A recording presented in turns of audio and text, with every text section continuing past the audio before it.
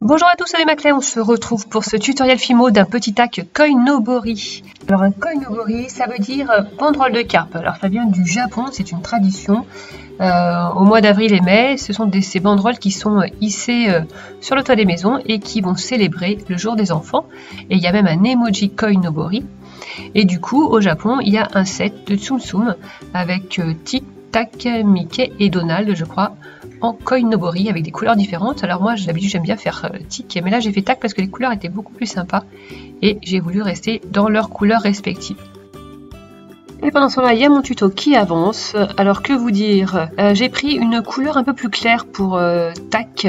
D'habitude je prends plutôt du caramel et là j'ai pris un mélange de caramel et d'ocre.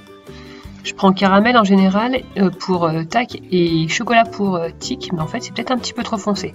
Donc là j'ai fait une couleur qui tire un petit peu plus sur le orange pour donner le gros du corps de tac. Ensuite pour le visage vous pouvez prendre du champagne ou du Sahara, moi j'ai pris du champagne ici.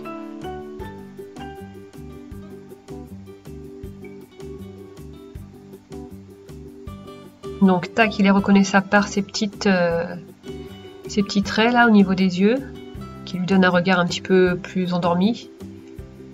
Et son gros nez rouge, alors que Tic n'a pas ces deux petits traits dans les yeux et a un nez noir et plus petit.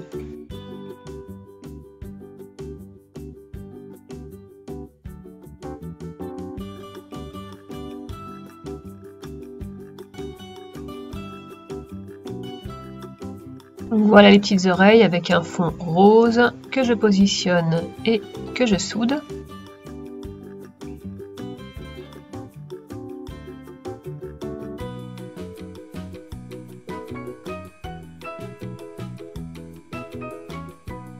Ensuite, on vient faire les bandes noires et blanches caractéristiques de cette espèce d'écureuil.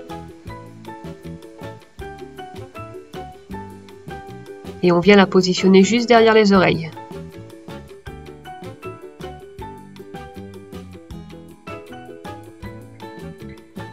Ensuite, je vais passer au corps et pour ça, j'ai pris de la pâte blanche nacrée, mais j'aurais dû prendre de la pâte Burke au départ. En fait, j'ai mis de la pâte Burke à l'intérieur pour en utiliser moins. Mais au final, pas avoir besoin de cette couleur-là. Je viens mettre un bleu menthe entre le visage et le corps. Et ensuite, j'ai fait un mélange de nacre et de champagne pour le reste du corps. Alors, je ne l'ai pas dit, mais je pense que ça se voit, j'ai fait cuire ma création avant d'enrouler le corps de ces deux pattes.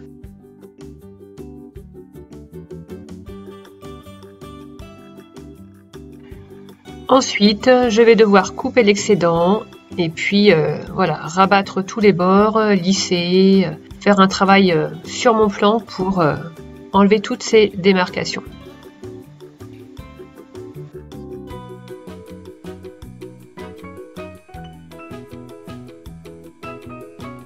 Alors là, pour les yeux du Koinobori, j'ai oublié de filmer, donc j'ai pris des petits emporte-pièces pour avoir des découpes bien nettes. Et donc noir, blanc et orange pour le contour.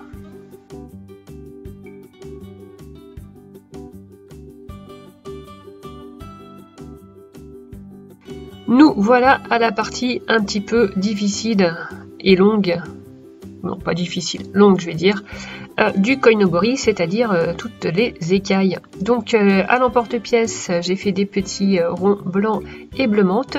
Je viens les couper en deux dans un premier temps pour la première ligne. Et il va falloir donc les alterner et faire attention que au final ça tombe bien. Donc sur la vidéo ça tombe pile poil, mais j'ai dû faire plusieurs essais avant de tomber bien sur le bon nombre d'écailles avec le bon espace qui correspondait entre eux.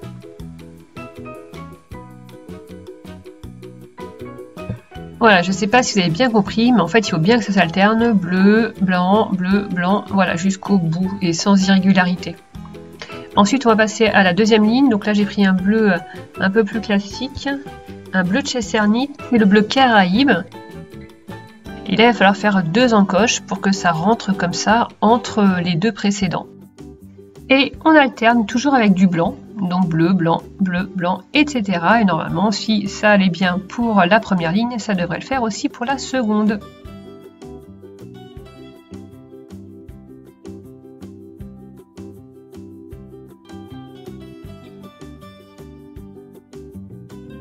Sur la fin, j'ai dû prendre des écailles plus petites.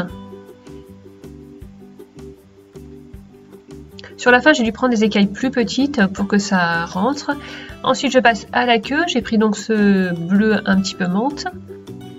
Et je termine avec le contour du Koinobori en blanc sur le devant. Donc j'ai fait un boudin régulier en utilisant une plaque de verre. Ça permet de ne pas avoir des boudins complètement biscornus avec les marques des doigts. On coupe les extrémités, on fait adhérer. Et puis ben voilà, on n'est pas loin de la fin. On fait cuire la création pendant 30 minutes. Et voici ma création une fois cuite. Donc écoutez, moi je la trouve vachement mignonne. Je voudrais pas me lancer des fleurs, mais je la trouve trop bien faite. Je suis assez contente de moi sur ce coup-là. Je trouve qu'il n'y a pas beaucoup de défauts. Je vous montre la peluche en haut à droite. En fait, le Koinobori, c'est une partie qui s'enlève. Donc pas trop facile à faire en Fimo, quoique j'aurais pu tenter. Et donc voilà, cette vidéo s'achève. J'espère qu'elle vous a plu. N'hésitez pas à me le dire en commentaire. Sur ce, je vous fais une grosse bise et je vous dis à bientôt pour un nouveau tuto. Bye bye! Tu peux me suivre sur ma chaîne YouTube et sur mon compte Instagram. Et si tu reproduis une de mes créations, n'hésite pas à poster une photo sous le hashtag TutoDolly.